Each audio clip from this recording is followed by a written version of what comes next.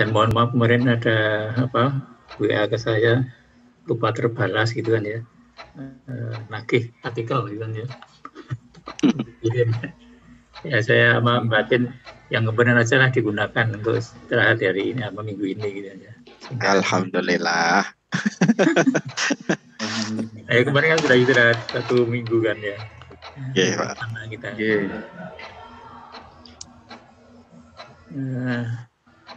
Sambil masih beberapa teman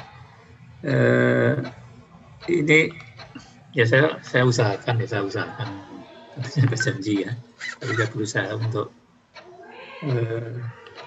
artikel yang ke depan itu ya ada artikel yang sifatnya review dari hasil penelitian yang ada, sebagaimana yang kita hadirkan di kajian hari ini dengan review artikel ya dalam rangka apa, untuk bisa ya memberikan satu broad perspektif tentang topik yang akan kita kaji. Nah, relatif kalau literatur review kan sudah mengcover dari banyak hal hasil penelitian yang sudah ada. Lalu yang kedua tujuannya apa? Ya tidak lain itu bisa menjadi dasar untuk penelitian berikutnya. Sehingga apa yang kita lakukan itu jangan sampai menjadi pengulangan dari yang sudah ada. Sehingga dengan melihat penelitian-penelitian yang sudah ada melalui literatur review itu, kita bisa melihat sebenarnya penelitian-penelitian yang sudah dilakukan itu apa saja, fokusnya apa, lalu metode yang digunakan seperti apa, temuannya seperti apa, gitu. Saya akan lebih komprehensif. Lalu yang berikutnya tentunya ada sesuatu yang pesan di balik itu, bahwa ya kami berharap teman-teman kalau bisa nanti untuk kajian-kajiannya menggunakan literatur review. Relatif itu akan membantu kita karena kita tidak perlu ke lapangan gitu kan. Cukup mencari jurnal-jurnal yang ada di hasil-hasil penelitian. Lalu itu akan bisa menjadi satu dasar di dalam penyusunan di bab pendahuluan di disertasi yang Bapak dan Ibu akan lakukan. Gitu. Nah itu harapannya seperti itu, sehingga mohon nanti dicoba dicermati seperti apa pola literatur review yang ada ini. Oleh karena itu nanti kita akan bergeser yang untuk daerahnya itu. Yang pertama pergeseran itu di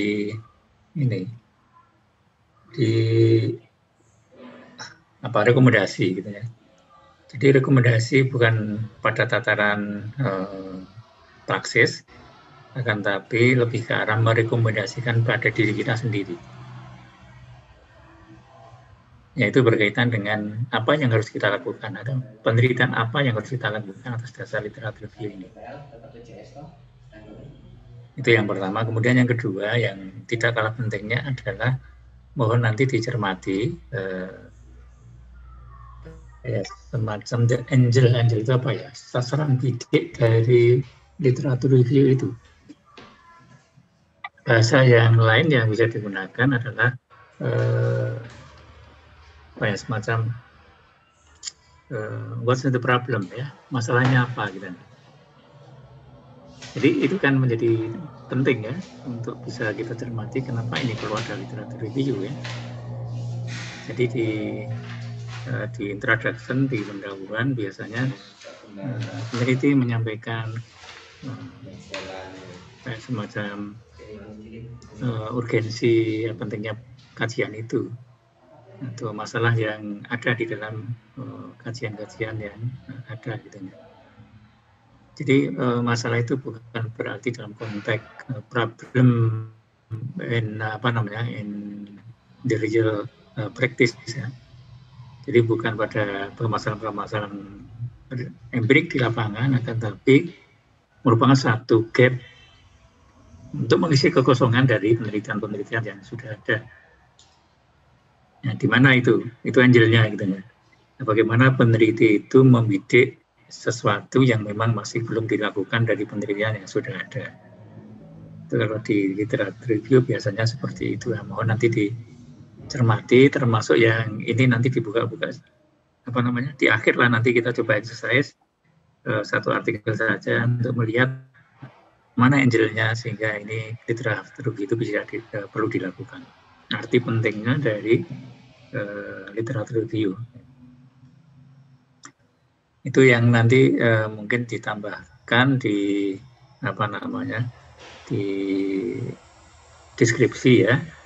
Jadi di deskripsi mohon nanti ditambahkan itu untuk melihat angelnya di mana, lalu di rekomendasi penelitian apa yang perlu kita tindak lanjuti untuk diri kita ya. Jadi atas dasar literatur review yang kita baca, lalu penelitian topik apa yang harus kita lakukan atau yang sebaiknya kita lakukan. Itu nanti pergisirannya ke sana. Ya kita coba melihat gaya selingkung dari literatur review yang ada. Oke, saya kira itu Bapak dan Ibu. Yang terkait dengan bullying, saya kira itu tema yang ya rasanya juga menjadi isu yang undercover ya. Isu kok undercover ya. Seharusnya isu kan bukan undercover, tapi itu menjadi undercover karena tidak menjadi perhatian yang seksama dari kita gitu kan ya, sehingga itu jarang menjadi satu wacana diskusi di dalam wilayah publik. Akan tapi kalau kita lihat tentunya memiliki dampak yang cukup berarti bagi perkembangan peserta didik gitu ya. Kebanyakan yang kita kaji kan sekarang ini lebih ke arah bagaimana menciptakan sekolah yang ramah anak ya, dengan berbagai istilah yang digunakan. Gitu. Ada joyful school, ada ada joyful school, ada safe school ya. Dan istilah-istilah yang sejenis yang sering digunakan. Fokusnya ke situ. Tapi lupa membahas tentang inside the school, apa yang terjadi.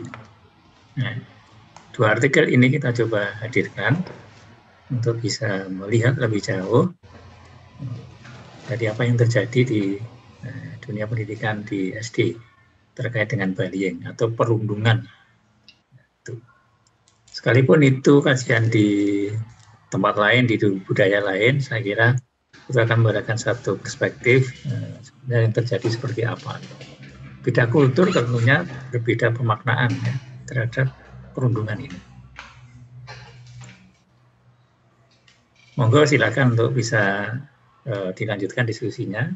Saya mencoba untuk menyimak, lalu ya nanti sedikit semacam komentar di akhir. Monggo siapa yang akan menjadi starter? Ya saya berharap yang pernah menjadi korban dari bullying teman-teman ya. Sehingga lebih menjiwai. Semuanya korban ini Pak. Semua korban ya. Korban ini baru menyadari sekarang Pak. Ya. Tapi kalau saya lihat memang tidak ada yang menjadi pelaku ini ya. Semuanya jadi korban. Tapi ternyata menjadi orang sukses ya. Amin, amin. Monggo silakan siapa yang matur nuwun Pak Sugito atas kesempatannya. Pada hari ini saya akan menjadi starter pada perkuliahan isu-isu ini, yaitu temanya bullying atau perundungan. Sebelumnya saya akan membacakan dari review saya terlebih dahulu, dan nanti saya juga akan memberikan contoh atau pengalaman dan juga diteruskan sama teman-teman yang lain. Mungkin seperti itu. Ini saya akan bacakan terlebih dahulu hasil review saya atau dari pekerjaan saya, yaitu deskripsi tindakan membuli dan viktimisasi yang dilakukan kepada teman sebaya di sekolah merupakan permasalahan yang serius seperti kekerasan psikologis dan fisik yang dilakukan secara disengaja. Menurut kerangka ekologi dari Brown van Brenmer, terdapat beberapa tingkat yang menerangkan bahwa perilaku bullying merupakan suatu yang luas karena mencakup 5 tingkat, yaitu pronem, meso, mikro, makro, dan ekso. Kejadian pembulian umumnya terjadi di sekolah dasar dan sekolah menengah. Dan hal ini akan menjadi fokus bersama antara guru, kepala sekolah, dan orang tua siswa kepada siswa korban, viktimisasi, serta intimidasi. Beberapa kasus yang sering terjadi berhubungan dengan orientasi seksual, usia, jenis kelamin, suku atau etnis, masalah kesehatan disabilitas, depresi, kecerdasan, dan status sosial dalam keluarga. Individu yang mengalami kekerasan oleh remaja merupakan periode yang mementingkan persahabatan. Apabila siswa cenderung menonton video atau bermain game yang memiliki unsur kekerasan, maka nantinya akan memiliki interaksi terhadap teman yang sebaya itu agak agresif. Nah, perilaku agresif dalam konteks budaya ini sangat berpengaruh dalam membentuk perilaku. Partisipasi agama yang lebih tinggi dengan sering pergi ke tempat ibadah, ini akan lebih berpeluang tidak mengalami perilaku intimidasi. Nah, program intervensi bullying di sekolah berfokus pada pergeseran iklim sekolah yang mengakibatkan perilaku ini sudah tidak dapat ditoleransi lagi. Program berbasis ekologi dinilai akan memberikan dampak yang lebih baik apabila dilakukan dengan baik. Nah, kemudian interpretasi, perilaku viktimisasi dan mengintimidasi yang dilakukan di kalangan remaja ini bukan merupakan hal yang baru dan ini tidak boleh dianggap enteng. Nah, bahwa perilaku membuli di sekolah pada umumnya merupakan perilaku mengancam, menakuti, menyakiti, dan meneror yang dilakukan secara berulang-ulang.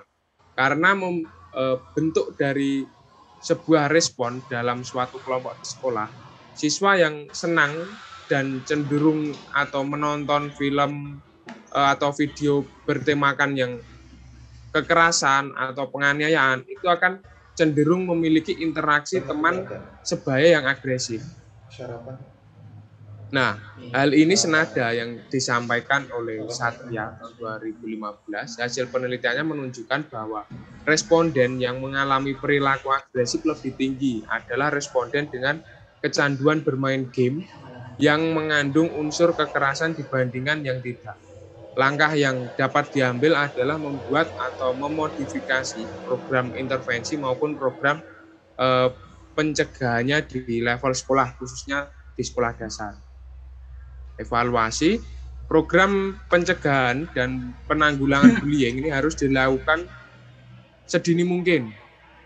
Bahwa penulis ini setuju bahwa peran orang tua di rumah dan mencegah perilaku bullying sangat penting karena perhatian yang diberikan dapat menentukan perilaku anak, khususnya anak yang masuk pada sekolah dasar. Orang tua harus memiliki keterampilan serta pengetahuan mengenai penyebab dan cara mencegah perilaku membuli agar anak tidak menjadi korban. Nah, sementara itu penguatan agama lingkungan sekitar, baik sekolah maupun di rumah juga penting bagi anak untuk meminimalisir perilaku mengintimidasi tersebut. Nah, untuk rekomendasinya, peran orang tua dan guru di sekolah ini sangat penting untuk mencegah perilaku pembulian atau perundungan ini. Nah, beberapa faktor pengaruh agar perilaku ini tidak terjadi. Nah, ini penulis menyarankan untuk penguatan karakter anak di lingkungan keluarga dan sekolah. Seperti disebutkan Wijayanti dan Uswatun tahun 2019, pendidikan karakter memiliki peranan yang sangat penting dalam merevitalisasi moral untuk mencegah perundungan pada anak. Juga menyatakan bahwa pendidikan karakter dapat diberikan kepada anak dan diperkuat oleh orang tua untuk mencegah terjadinya perilaku perundungan. Nah, itu dari review saya seperti itu, dan saya sedikit memberikan pengalaman ya, terus sedikit memberikan cerita, yaitu di salah satu di sekolah negeri Yogyakarta yang dulu saya mengabdi di sana sebentar, itu pernah mengetahui atau adanya kasus pembulian atau perundungan itu, yaitu dilakukan oleh teman satu kelasnya sendiri gitu. Bahwa memang pembulian atau perundungan ini sebenarnya kan sudah tidak umum gitu terjadi, tapi itu imbas atau impact-nya itu sangat luar biasa. Mungkin imbasnya atau efeknya itu menjadi motivasi belajar siswa itu berkurang. Nah, kasus tersebut itu terjadi ketika salah satu anak itu namanya Bima ya, itu dari anak panti. Nah, memang badannya agak sedikit besar dan gemuk kan, seperti itu ya. Ini kan membawa nama fisik. Nah, itu sering dibully sama teman satu kelasnya, bahwa mereka dari latar belakang yang mungkin keluarganya tidak bersama lah, tidak membersamai Bima tersebut, karena dia hidupnya kan di panti. Karena Bima ini kan korban dari broken lah, atau ini orang tuanya gitu kan, terus di panti. Nah, si Bima ini kan sering dibully, tapi si Bima ini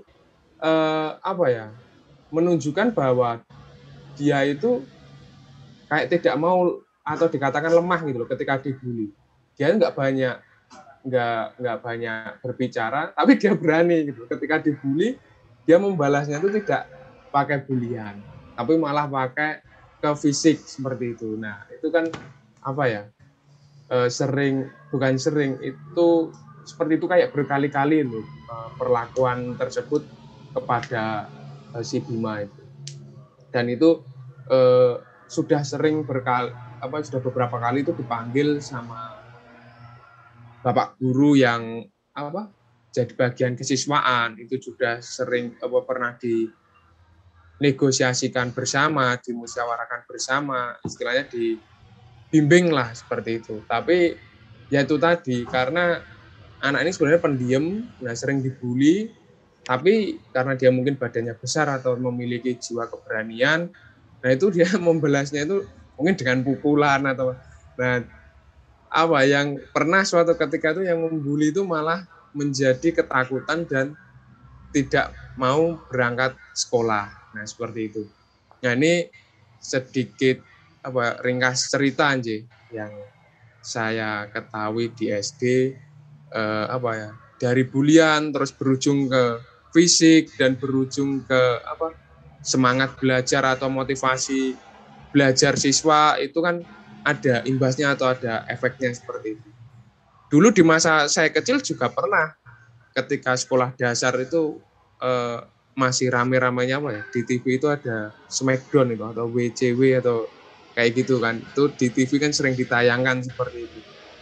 Dulu sering kontak fisik bersama teman kayak gitu kan, ketika masih kecil, ayo Smackdown. Nah,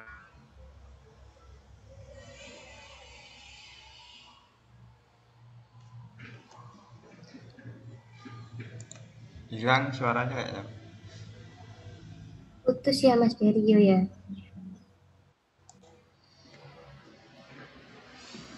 Mas Berio senyum terus nih. Halo? Putus Mas Ber. Halo Mas. Ya, baru nyambung. Ya, halo Mas. Nyambung lagi. Halo.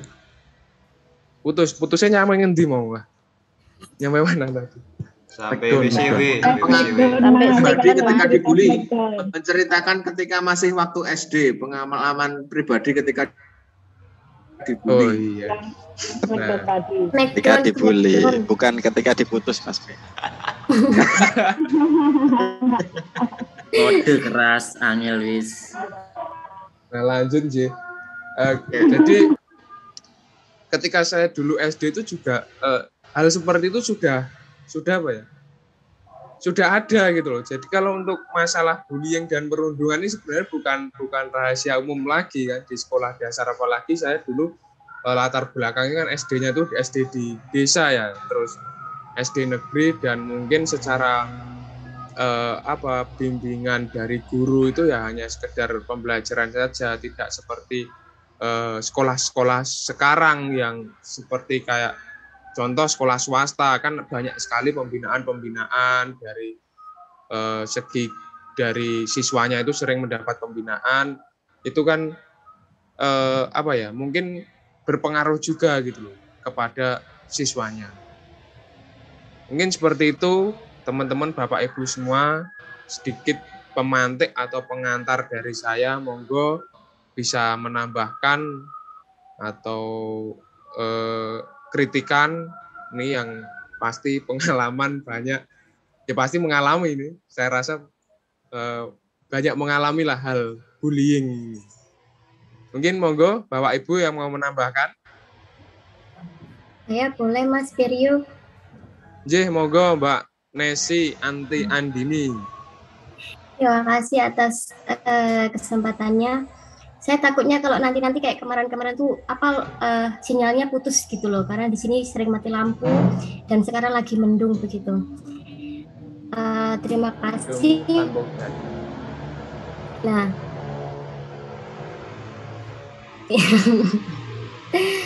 ya kasus bullying ini guru dan orang tua juga harus diperhatikan kasus bullying ini, karena kasus bullying ini tidak cuma kasus bullying ini kan ada yang berupa fisik, berupa mental, begitu ya. Ada yang di sosial media gitu. Sekarang kita perilaku kekerasan fisik, bullying itu dengan fisiknya. Bullying fisiknya yang dikatakan Mas Berio tadi kan berupa fisik ya. Jadi berupa fisik itu seperti apa? Kayak tendangan, terus kayak tamparan dan lain sebagainya. Kalau bullying fisik itu kita lebih dapat cepat mengidentifikasi ketika anak atau peserta didik kita itu mendapatkan bullying fisik gitu ya. Tapi kalau bullying mental itu kayak apa? Bullying mental itu kayak gosip, terus kayak ejekan gitu ya. Yang tadi dikatakan oleh Mas Berio yang berbadan gendut gitu ya. Itu udah menjadi udah biasa gitu kalau bullying gendut dan lain sebagainya. Nah, ini juga dapat mempengaruhi ya. Terus bullying, nah sekarang penggunaan sosial media. Nah, sosial media, terus kayak elektronik, kayak televisi gitu. Sekarang banyak acara televisi yang mana disuguhkan bullying ini udah menjadi malah menjadi lelucon. Nah, di televisi itu. Makanya kita sebagai orang tua yang mendidik anak dalam rumah itu kita harus dapat menyaring channel-channel yang seperti apa yang kita suguhkan, kita tampilkan ke anak kita yang dapat ditonton oleh anak kita. Nah, dari beberapa bullying itu ada yang fisik, mental, mengintimidasi, terus dari sosial media itu semua itu dapat berdampak negatif pada anak kita. Nah, yang lebih merugikan lagi itu di dalam artikelnya yang saya artikel 2 itu dikatakan bahwasanya dapat menurunkan prestasi siswa, dapat menurunkan prestasi akademik anak kita. Nah, makanya kita sebagai orang tua sekaligus kalau bekerja sebagai guru ya, kita harus jeli melihat perubahan perilaku anak kita. Nah, bagaimana perubahannya anak kita sebagai orang tua dulu deh.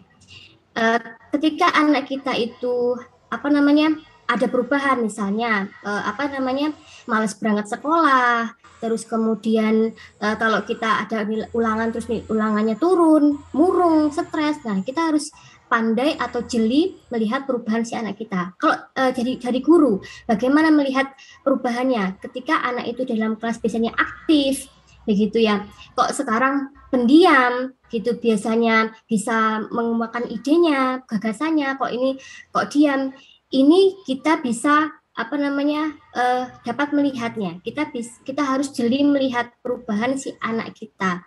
Nah, kita juga sebagai orang tua di dalam rumah itu harus pandai membentengi sebelum anak itu keluar, maksudnya untuk sekolah gitu kan. Kita di dalam rumah dulu kita harus dapat membentengi anak kita dengan dengan kepercayaan diri tinggi. Maksudnya bukan kepedean begitu ya. Karena pengalaman saya ketika anak itu pede, ketika dibully sama anak misalnya kayak gendut tadi ya, gendut karena dia pede, mungkin dia membalasnya dengan santun begitu, karena dia pede dari rumah nggak apa-apa Kak, badannya gendut tapi kan sehat, tapi kan pintar begitu. Kita bisa membentengin anak kita dengan kepercayaan diri yang tinggi. Kemudian ajari anak kita itu tetap tangguh, maksudnya tangguh dengan bully yang yang begitu merusak mental, mental anak kita. Tapi ketika kita menanamkan perilaku tangguh ke anak kita, itu akan menanggulangi itu dan tetap juga waspada. Nah, kita sebagai guru dan orang tua, nah kita kan di sini posisinya ya sebagai orang tua kalau di rumah, kalau di kerjaan kita sebagai guru gitu. Kita harus bisa membuka komunikasi dengan anak dengan menyenangkan gitu ya. Nah, kita tidak boleh memaksa anak untuk bercerita apa yang dia alami. Maksudnya kalau dia dibully, kita nggak boleh memaksa, tetapi kita harus bisa berkomunikasi, nanti ujung-ujungnya dia akan bercerita sendiri tanpa ada paksaan kalau dia dibully, begitu. Nah, jadi menurut saya kita membangun komunikasi. Saya juga dengan anak saya, tadi saya selalu bercerita hari ini saya ngapain begitu, karena saya menanamkan biar anak saya nanti dia juga bercerita, Ma, saya tadi di sekolah kayak gini gitu. Nah, itu juga merupakan membangun komunikasi. Jadi kalau dia ada apa-apa misalnya kayak dibully, dia akan tidak terpaksa untuk menceritakan, karena tradisi kita itu untuk susah mengungkapkan atau susah mengatakan apa yang sudah terjadi pada kita. Begitu. Mungkin itu saja Mas Biryo. Terima kasih. Matur nuwun Mbak Nesi Andini sudah memberikan tambahan atau penguatan yang luar biasa ya, bahwa bullying ini sebenarnya kan pengaruhnya besar gitu. Jadi apa yang dikatakan Mbak Nesi tadi, kalau di rumah ya orang tua sebagai pengontrol ya. Istilahnya anak itu jangan sampai nonton televisi itu yang sembarangan lah istilahnya. Jadi orang tua harus bisa mengontrol anak ketika melihat televisi atau main handphone, itu orang tua bisa mengontrol gitu. Nah, berikutnya anak ini harus harus pede ketika menghadapi bulian terhadap diri sendiri. Harus pedenya untuk apa? Untuk membentengi. Kalau dikatakan gembrot lemu, ya gembrot lemu rapopo, penting awak sehat gitu. Jadi itu salah satu membentengi diri. Kemudian diadakannya membangun komunikasi antara orang tua dan anak. Jadi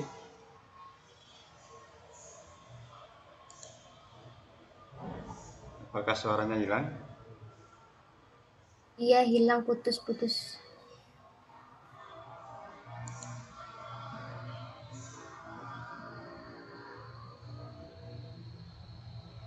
Halo Mas Biryo. Halo Mas Ber. Halo Mbak Indri, mendengar suara saya? Suara apa itu? Dengar.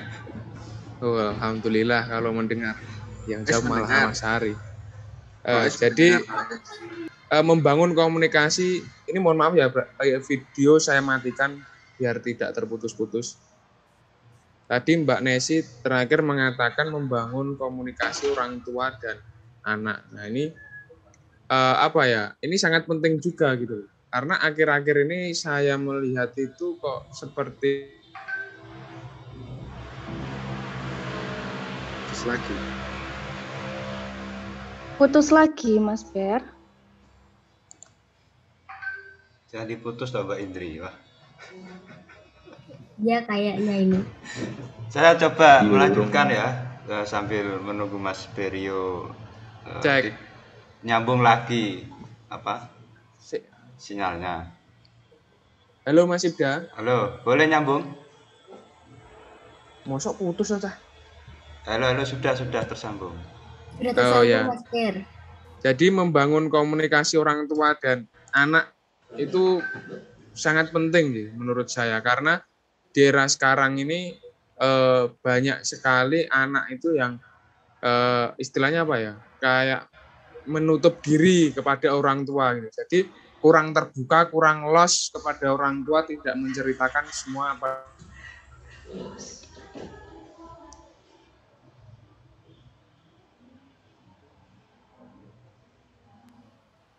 Bilang lagi, disambung yang lain aja tapi Mas Ida. Iya. Disambung yang lain dulu wes, Mas Ida. Ya, terima kasih Mas Brio, nanti sambil nunggu sinyalnya ya.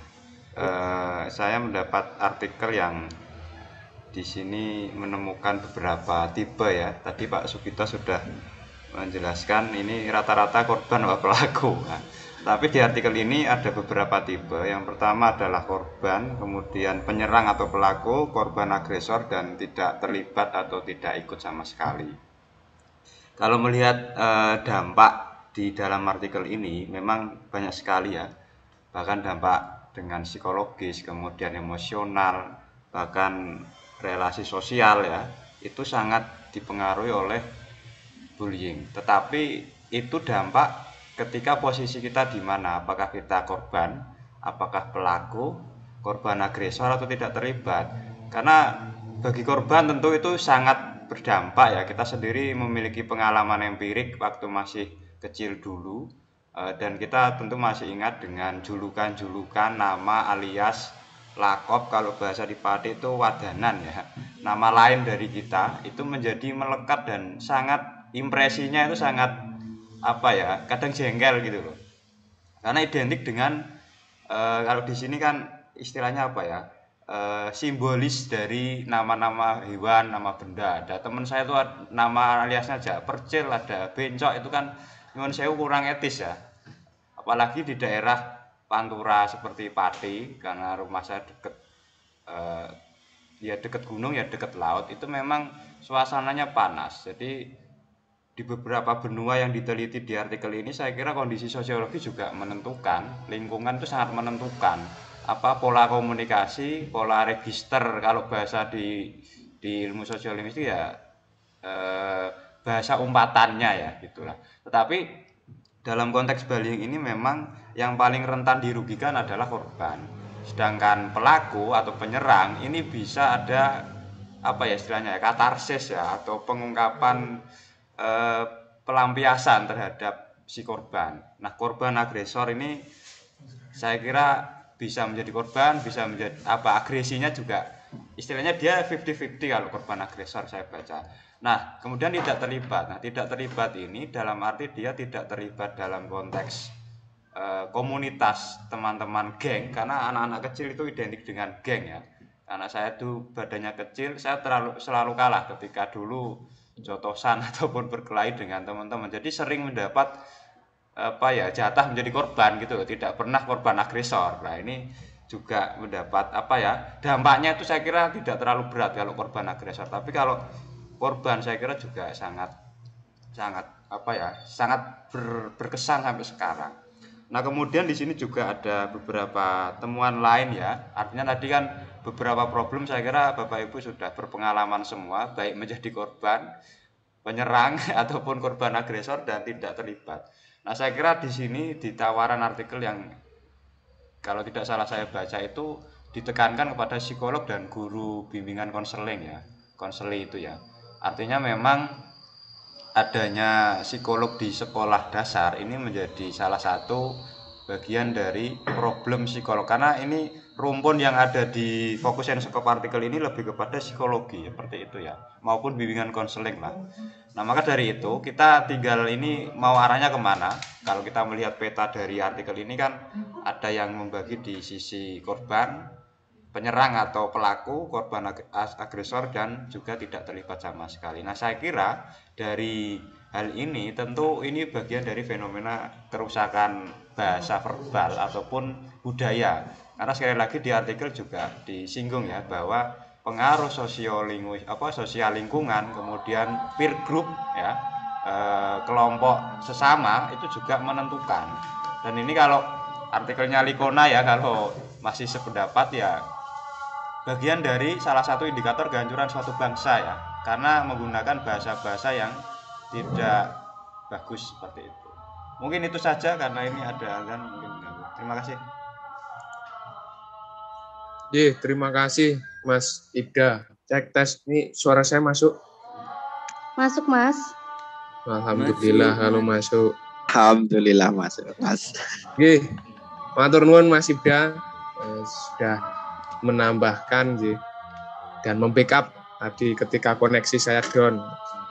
Saya coba ulang. Nah, tadi Mas Ibda saya sedikit menyimak karena tidak sepenuhnya tadi saya mendengarkan karena tadi masih saya gangguan. Bullying di Pati itu kebanyakan bullying ke nama ini ya, nama paraan atau julukan atau karaan ya. Kalau di bahasa tempat saya itu ya sampai sekarang itu masih Mas seperti itu. Anak-anak kecil itu kasih julukan kepada nama temannya, padahal nama temannya itu kan udah bagus, katakan Muhammad Ropi kayak gitu. Nah, ternyata mendapat ketika sekolah bersama teman-temannya mendapat julukan karena badannya kecil dipanggillah percil kan seperti itu. Nah, ini mungkin saya pun juga mengalami hal seperti itu. Bahkan sampai mendekati dewasa tuh masih mendapatkan nama-nama julukan atau parakan dari teman-teman yang seumur lah. Itu saya rasa hampir semua itu mendapatkan nama julukan. Mungkin yang badannya besar atau gendut, celuk bagong, nah, seperti itu kan. Nah, itu nama-nama julukan itu. Nah, mungkin seperti itu Mas Ibda. Tadi sedikit saya menyimak apa yang dikatakan Mas Ibda. Monggo Bapak Ibu kalau ada yang mau menambahkan. Saya mungkin monggo Bu Sri. Ya. Bu Sri monggo. Monggo Bu Sri. Ya, saya sedikit aja. Tadi pertama mengkonfirmasi aja. Misalnya kalau paraan itu ya biasanya kita teman-teman dekat kita itu sering mengucapkan memanggil nama kita dengan yang ya karena sudah saking akrabnya. Nah, ini bedanya nanti beda nggak dengan bullying gitu. Kalau bullying kan memang kita dipanggil dan kita itu merasa nggak ikhlas gitu ya. Beda, Bu, itu misalnya beda. Tadi, nah, tapi kalau misalnya tadi teman kita sudah sangat akrab, sangat dan menerima ya. Dan menerima itu kan biasanya kalau di Bangka Belitung bro kami itu bro itu ya. Itu karena tapi sudah sangat akrab dan itu jadi guyonan gitu lah. Dan mungkin ini harus dibedakan. Itu saya nanti untuk minta penjelasan dari Mas Ibda tadi ya, yang soal di daerah Mas Pantura ya. Itu kan mungkin lebih kepada karena mereka sudah sangat akrab gitu ya, sehingga panggilannya itu panggilan-panggilan yang tadi ya. Saya kurang tahu kalau di sana itu apa gitu. Kalau di saya itu manggil kawan itu seperti bro kayak gitu ya.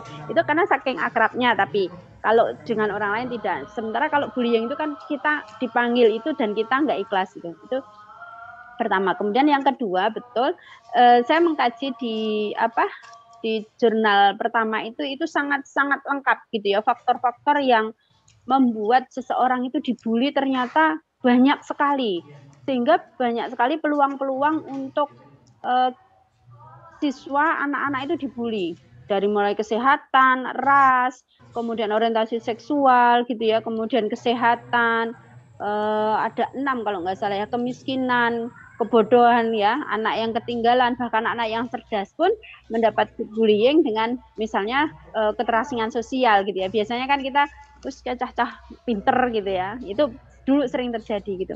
Nah makanya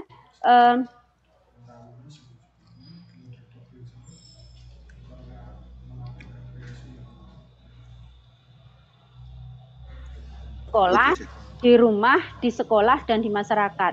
Karena kadang-kadang perilaku bullying itu berasal karena memang dari rumah anak-anak itu sudah dibully gitu loh oleh ya entah kakaknya, entah bahkan orang tuanya untuk daerah-daerah tertentu gitu ya itu orang tua berbicara kepada anak itu seperti ngomongnya itu seperti kepada orang dewasa gitu ya, yang sama sekali maksudnya ketika kita berbicara dengan anak-anak kita bahasanya kan harus bahasa yang anak-anak gitu ya, bukan bahasa-bahasa yang yang orang dewasa. Tapi di daerah-daerah tertentu misalnya kayak seperti pelabuhan, kemudian di nelayan itu kan kondisinya keras gitu ya. Itu biasanya anak-anak itu diperlakukan oleh orang tua sendiri dengan sangat keras gitu. Nah, belum nanti ketika dia di masyarakat. Saya sering sekali melihat orang dewasa di sekitar kita itu tidak ramah anak. Ya. Apalagi di Jawa, saya merasakan betul di Jawa itu sistem kasta ya Mas yang menyebutnya. Misalnya ada priayi, ada priayi, bangsawan dan kalangan biasa itu masih saya rasakan ketika saya kecil gitu ya, sehingga banyak sekali orang-orang dewasa di sekitar kita itu yang tidak ramah ketika ya tadi menghadapi anak-anak yang misalnya miskin, dekil gitu ya. Terus berasal dari orang tua yang biasa-biasa saja. Itu sering sekali saya menemukan itu. Terus mau anaknya misalnya anaknya paijo kok gitu ya, itu kan sebuah bullying yang sebenarnya tidak terasa secara langsung tapi itu akan menanamkan rasa rendah diri ya kepada si anak ketika itu terus menerus oleh masyarakat dilakukan, dan itu banyak sekali saya temukan di tingkat masyarakat kita. Terus di sekolah gitu ya, di sekolah juga mohon maaf ada banyak oknum-oknum guru yang tadi yang memberikan perlakuan khusus kepada anak-anak yang berprestasi dibandingkan dengan mereka-mereka yang boleh katakanlah tertinggal di dalam sekolah. Tapi saya yakin kalau di kelas ini enggak ada gitu. Tapi saya melihat itu di praktek di masyarakat gitu ya. Nah, belum nanti di tadi ya sekolah, keluarga, dan masyarakat. Nah ini tiga kesatuan ini ketika bersama-sama membuli ini akan betul-betul membentuk anak-anak yang bakalan menjadi pembuli juga gitu. Nah makanya harus dimulai gitu ya. Ini bagaimana saya juga nggak tahu ini bagaimana memulainya, memberikan kesadaran kepada orang tua. Sekarang di sekolah-sekolah mungkin sudah ada sering dilakukan parenting day. Nah itu mungkin bisa di situ dimasukkan bagaimana sih harusnya berperilaku kepada anak-anak itu. Karena saya juga sebagai orang tua gitu ya, mungkin juga sesekali pasti ada praktek itu gitu kan. Tidak mungkin 100% kita itu menjadi malaikat itu, kadang-kadang ya tadi ketika waktu-waktu tertentu itu terjadi gitu. Bagaimana parenting, kemudian di masyarakat kita juga harus selalu mensosialisasikan gitu ya betapa hal itu ya tadi seperti kata Mbak Nesi ya, kalau fisik kita sudah langsung bisa tahu kan, fisik kita bisa langsung tahu anak kita diantemi babak belur di rumah kita bisa langsung tahu, tetapi ketika bullying yang bersifat mental ini dampaknya sangat panjang sekali, dampaknya sampai mereka besar, entah harga diri yang rendah, kemudian tidak ada penghargaan terhadap diri sendiri gitu ya, tidak percaya diri, itu karena perilaku dari orang-orang di sekitar dia. Nah kita sudah tahu gitu ya betapa banyak peluang anak untuk dibully, maka sekarang adalah bagaimana kita mengantisipasi itu, meminimalisir, karena saya yakin ini tidak bisa dihilangkan 100%, tetapi paling tidak diminimalisir. Mari kita mulai dari apa yang kita bisa gitu kan. Kalau kita sebagai orang tua ya sebisa mungkin gitu ya, sebisa mungkin memberikan hal-hal yang baik. Kalau kita sebagai pendidik kita mulai memperlakukan semua siswa kita itu dengan perlakuan yang sama. Tidak ada anak yang berprestasi terus kemudian mendapatkan perlakuan istimewa, sementara anak yang tertinggal belajarnya tidak diberikan peluang untuk memperbaiki diri gitu ya misalnya. Nah ini mungkin langkah-langkah nyata yang sekarang harus sudah mulai dilakukan sedini mungkin gitu, karena memang kalau kita lihat ini nggak bisa kita hilangkan gitu. Berat kalau misalnya harus hilangkan. Sementara di Amerika dengan tingkat pendidikan yang sudah sudah bagus saja, kondisinya masih seperti itu ya. Kalau dibaca di artikel 1 itu hampir sebagian besar anak itu mengalami bullying. Mungkin itu saja Mas Berio tambahan dari saya. Dan saya mohon ini tadi yang untuk bagaimana itu membedakan bahwa ya kita udah akrab nih. Jadi itu tuh bukan bully gitu loh. Kalau kita sering kita ya nyebut kawan-kawan kita dengan sebutan-sebutan yang memang karena saking akrabnya gitu. Nah, seperti itu. Terima kasih. Nggih, matur nuwun Bu Sri Sugiarti. Ini mendapatkan informasi baru bahwa Bro di Belitung itu nama panggilan akrab atau gimana itu Bro ya. Nah mungkin ini kalau saya menambahkan nanti soal itu. Diklarifikasi terlebih dahulu ini dari Mas Ida. Setahu saya di artikel ini kan arahnya ke psikologi gitu ya. Tapi kalau saya mempelajari di sosiolinguistik maupun psikolinguistik, itu memang ada level-level umpatan. Jadi kalau kita pengen tahu umpatan itu, harus masuk atau register ke dalam salah satu masyarakat bahasa tertentu gitu loh. Jadi misalnya di Jawa Timur, nyuwun sewu ya ini agak kalau di pemanggilan ya piye kabarmu cok gitu. Jadi itu bukan bullying, itu justru ungkapan kedekatan dan ada kompatibilitas teknologi batin menurut saya gitu loh. Jadi itu justru local wisdom kalau itu, bukan bullying ya. Nah kalau dimaksud bullying di artikel itu kan memang suatu ungkapan yang disengaja untuk merendahkan martabat. Tadi saya poinnya di situ ada martabat, harga diri, keselamatan jiwa dan sebagainya. Mungkin arahnya ke situ. Tetapi kalau itu arahnya ke sosiolinguistik yang kami tahu ya, itu enggak unsur kedekatan dan spontanitas. Waduh, kampret gedene misalnya. Itu sering lah, kita nggak usah menutup diri dan munafik lah. Selain menyebut kalimat thayyibah kan itu juga karena kita orang Jawa itu bukan suatu dosa, tetapi justru itu yang bentuk lokal wisdom yang menurut saya ya. Begitu pula di Semarang, selain dari Jawa Timur, piye kabarmu cok Semarang itu piye des lah, itu sudah biasa gitu loh. Atau memang memanggil namanya dan itu justru lakop bahasa Arab ya. Lakopnya itu justru lebih terkenal daripada nama aslinya. Saya punya teman itu punya namanya Saiful Umam, tapi terkenalnya itu koclok ya, karena itu bullying bukan bullying ya, itu sebutan nama lain sejak kecil yang justru orang mengenal dia itu koclok daripada Saiful Umam ya. Itu contoh ya, saya kira tidak ada masalah kalau itu tujuannya memang menjadi sebuah lokal wisdom budaya dan itu tidak ada unsur marah, karena kalau orang dimaksud bullying itu kan ada efek adanya merendahkan martabat, harga diri ya, juga keselamatan jiwa. Tapi kalau yang ditanyakan Bu Sri itu menurut sosiolinguistik yang kami pahami kalau lebih kepada unsur kedekatan ya Bu. Kalau orang nggak dekat nggak mungkin berani piendes kabarmu, nggak mungkin gitu loh. Saya nggak berani dengan Mas Rois pies kabarmu nggak berani, saya harus piye Mas kabare gitu. Apalagi Jogja nyuwun sewu halus, beda dengan saya yang hidup di Pantura lama gitu loh. Itu terima kasih.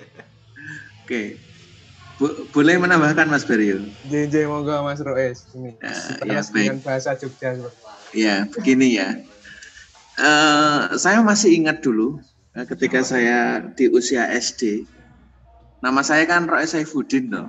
Ada teman tuh yang memanggil Samidin gitu loh. Samidin gitu loh. Kan beda jauh. Terus itu tuh dengan ada ejekan. Saya marah bener waktu itu. Saya marah bener. Artinya apakah ini benar atau tidak? Menurut saya itu juga ada faktor yang mempengaruhi bagaimana kita selaku penerima perundungan ini itu mengalami peningkatan usia. Karena ini juga mungkin berkaitan dengan psikologis ya. Artinya ketika dulu waktu saya kecil itu menerima hal seperti itu tuh ya nesu banget gitu loh. Bahkan ya tak jak gelut gitu loh. jenengku Yura Samidin gitu. Jenengku itu Saifuddin. Saya tuh marah bener. Namanya Cahyo waktu itu. Saya masih ingat. Nah itu terus dengan perkembangan usia yang mungkin sekarang sudah dewasa ya, menjelang tua begitu. Itu ya kalau ada teman-teman yang ibaratnya apa ya misalkan ketemu saya gede. Ada juga yang memanggil jabrek karena potongan rambut saya seperti ini, ada jabreknya, jambulnya, jambul gitu ya. Saya itu ya biasa saja gitu. Artinya seperti yang dikatakan Mas Ibda tadi itu, bahwa mungkin juga apa ya, tidak berpengaruh terhadap keselamatan atau apa. Itu tadi yang saya garis besar yang saya tangkap dari Mas Ibda salah satunya seperti itu. Nah ini pengalaman ya teman-teman. Kembali kepada masalah yang bullying tadi, ini juga mungkin bagaimana yang Bu Sri tanyakan tadi, menurut saya juga bagaimana tergantung dengan pertambahan kematangan usia seseorang gitu, menurut saya. Nah kemudian prakteknya di sekolah, kebetulan kami kan di pendidikan dasar ya, itu juga sebetulnya banyak teman-teman, banyak sekali praktek-praktek bullying yang sadar atau tidak disadari ini kadang oleh guru-guru itu. Kadang guru itu maksudnya untuk keakraban kadang. Gini misalkan ada anak yang pipinya gemuk gitu, itu dipanggil gembul gitu misalkan. Itu juga sebetulnya tidak ada maksud arah ke ngejek. Namun saya pernah pengalaman juga ada teman yang seperti itu tuh orang tuanya juga tidak terima.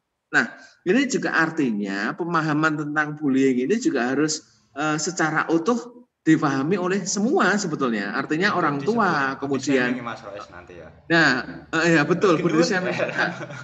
Nah itu. Kering cungkring bul gembul ya tuh. Itu sebetulnya juga tidak ada apa ya. Itu memang apalagi sekarang saya tertarik juga dengan Mbak Nesi tadi di awal dengan media sosial ini. Anak-anak SD itu sekarang sudah pegang HP semua.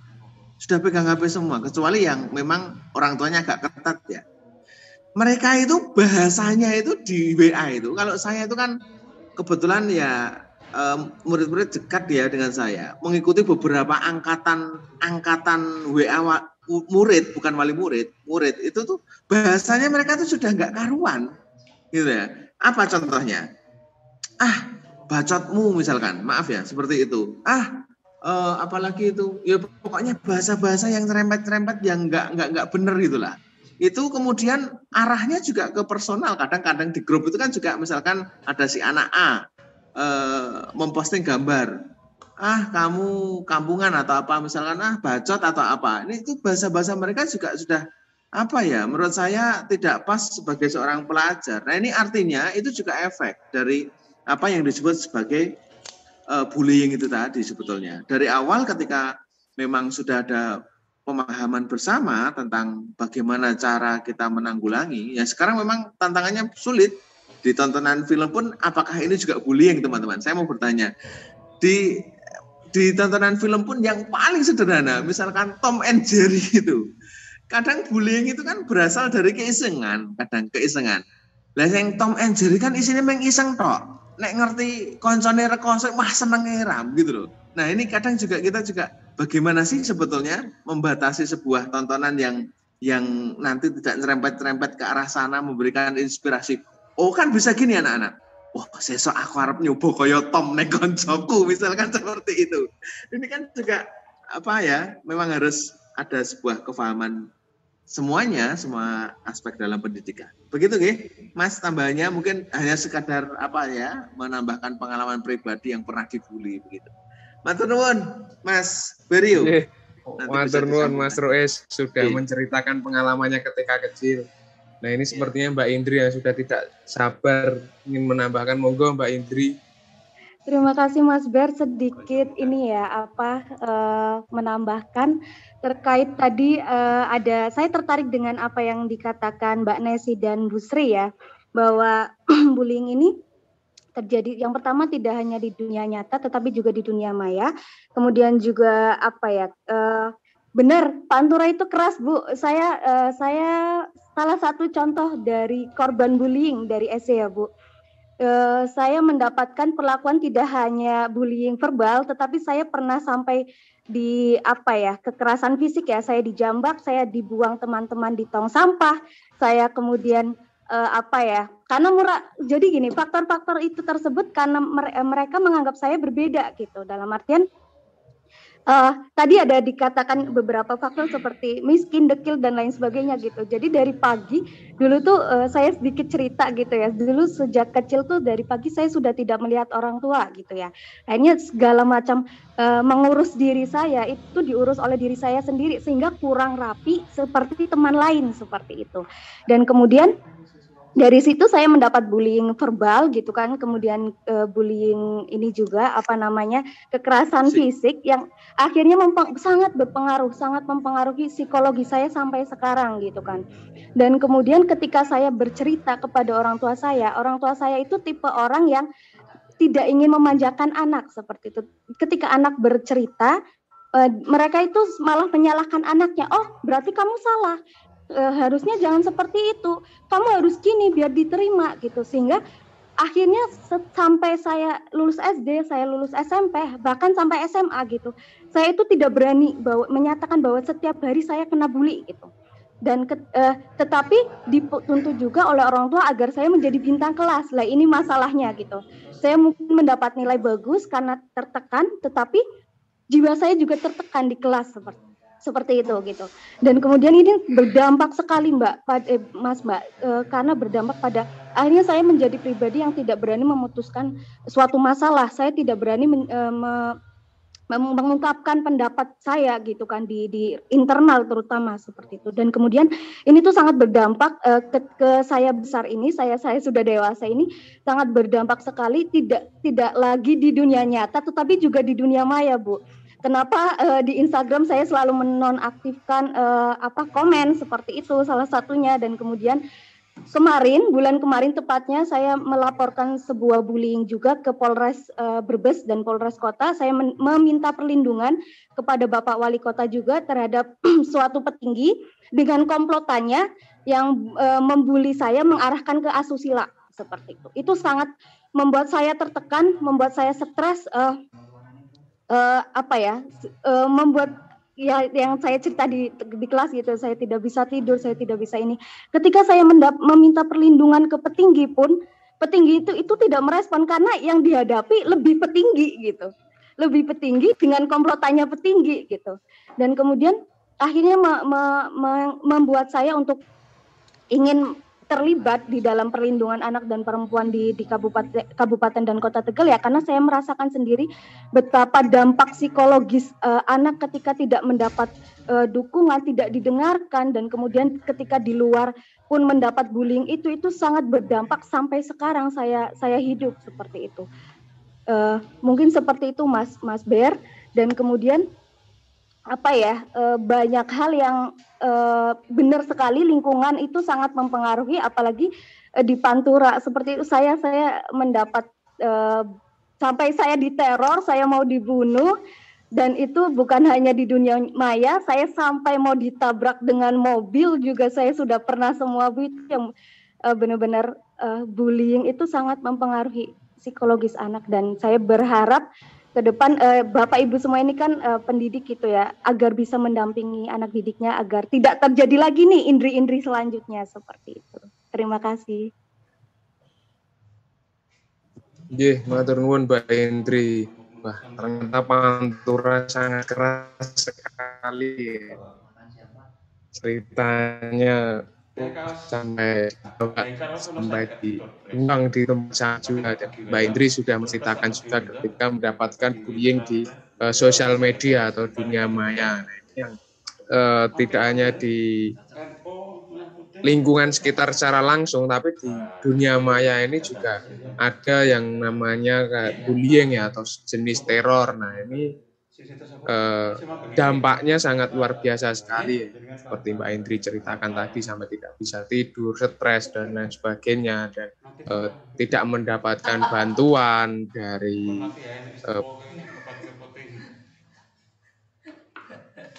putus Mas Ber. Halo? Ya udah. Tes. Halo. Ya sudah Mas, masuk. Oke. Jadi bullying itu di dunia maya atau teror itu juga sangat mengerikan sekali ya. Itu impact atau dampaknya juga luar biasa. Saya tadi ceritakan Mbak Indri itu sampai stres, tidak bisa tidur. Semoga kita semua, Bapak Ibu semua sebagai pendidik ini bisa mengontrol dan mengawasi anak-anak kita, anak didik kita agar tidak terjadi yang namanya bullying seperti Mbak Indri katakan tadi. Mungkin begitu aja Mbak Indri. Oke, Mas Ber. Oke, Mbak Indri, ini pantura sangat keras jadi saya malah takut.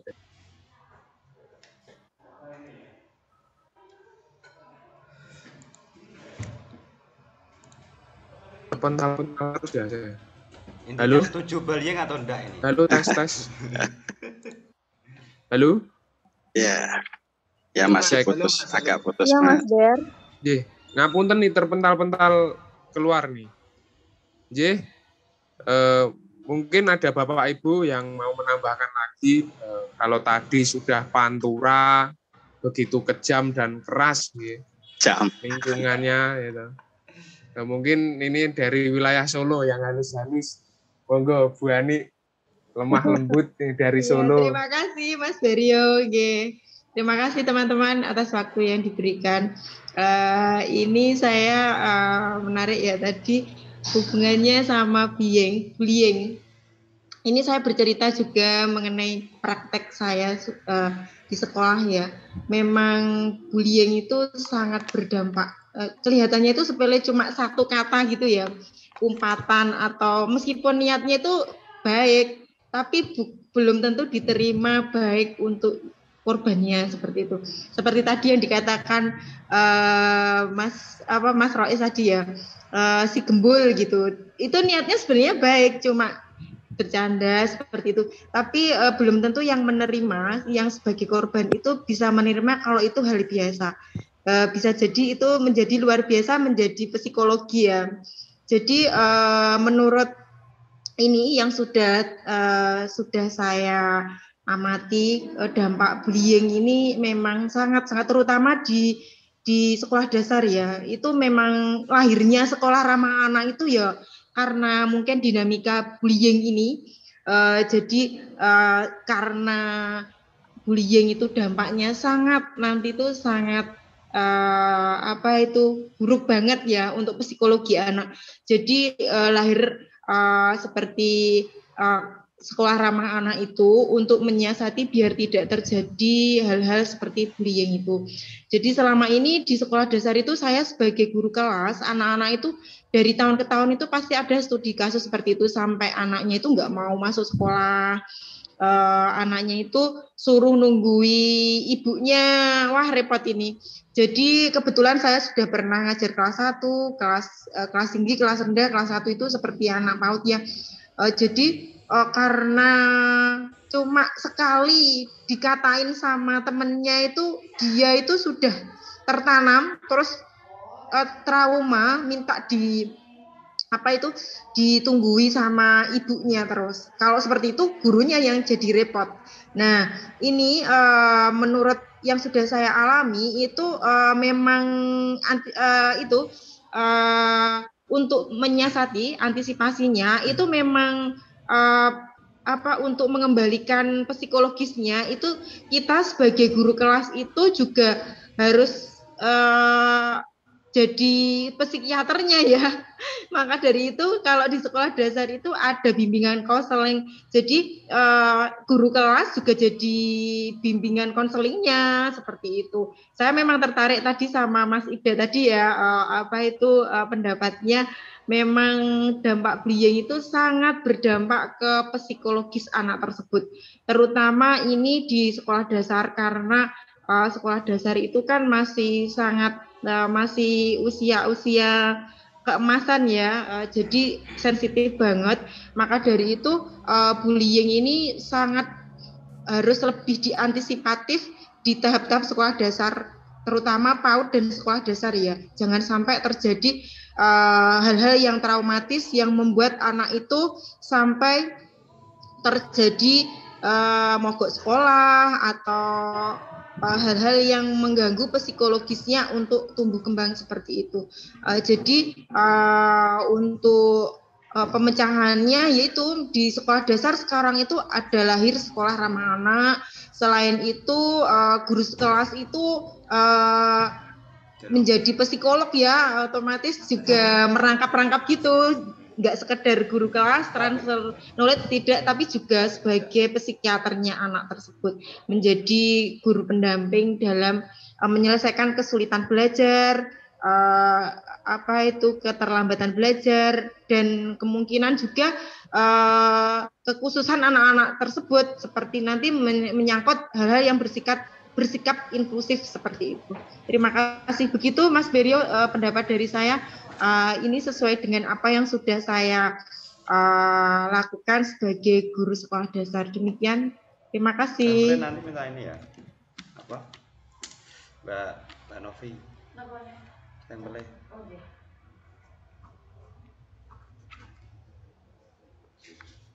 Halo, Mas Berio. Hilang Mas Berio. Okay. Hilang Bu. Mungkin dari teman-teman bisa melanjutkan. Oh ya, ini Mas Berio. Suara saya terdengar Bu Ani?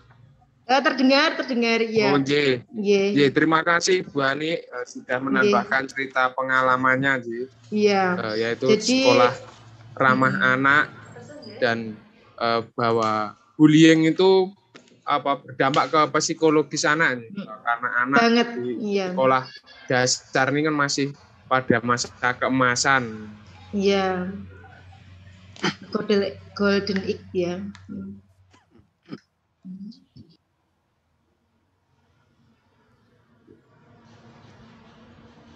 Hilang mana Berio?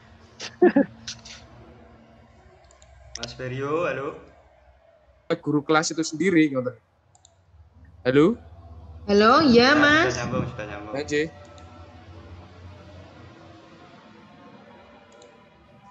Inti bulatan gelam ini. Ngoten Bu Ani. Sampun. Mungkin ada teman-teman yang mau melanjutkan terkait dengan bullying, monggo, karena ini Mas Berio sinyalnya baru putus nyambung. Mas Berio. Bisa terdengar, Bisa. Pak, coba ning sinyal. Nggih, Pak Wahdan monggo, Pak. Pak Wahdan kalau mau. Nah, ini.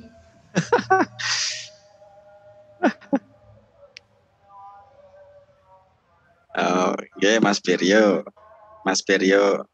Aku putus iki.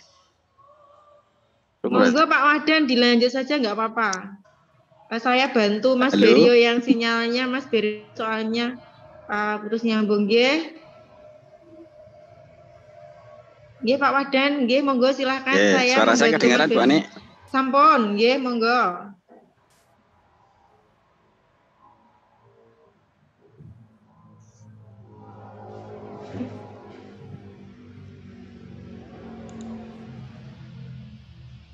Kok nggak nyambung ya?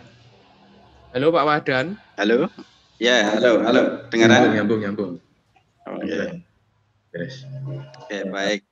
Nah, terima kasih. Ya, ini kita habis mengalami bullying sinyal. Mudah-mudahan lancar habis ini. Oke, Bapak Ibu, kalau di dalam artikel itu kan sudah disampaikan memang ya bahwa bullying ini efeknya luar biasa. Tetapi efek dari bullying ini juga bervariasi. Ada yang efeknya jangka pendek, kemudian jangka menengah, dan jangka panjang. Nah, ini yang perlu kita waspadai. Untuk anak-anak yang bisa dengan cepat beradaptasi dengan masalah, mungkin bullying ini tidak terlalu menjadi sesuatu hal yang menakutkan. Tetapi bagi anak-anak yang kesulitan untuk keluar dari masalah, nah ini menjadi masalah besar dan ancamannya adalah masa depannya. Nah ini yang perlu kita pahami. Karena tidak semua anak itu punya kemampuan untuk melakukan itu. Ya. Kalau pengalaman saya kira semuanya mengalami ya. Saya juga pantura. Tadi ada isu pantura. Rumah saya itu belakangnya sudah laut. Ketika SD itu kalau di sekolah itu setiap istirahat pasti diadu. Alah gembeng rakwani karo kae gitu ya. Nah, akhirnya diadu itu betul-betul tarung. Dan itu menjadi mental itu menjadi sampai besar. Dan saya merasakan langsung ya. Bahkan saya punya paraan karena saya dulu termasuk ya rodok kendel. Jadi ini panjang sekali dampaknya. Nah, yang perlu mungkin kita diskusikan ya,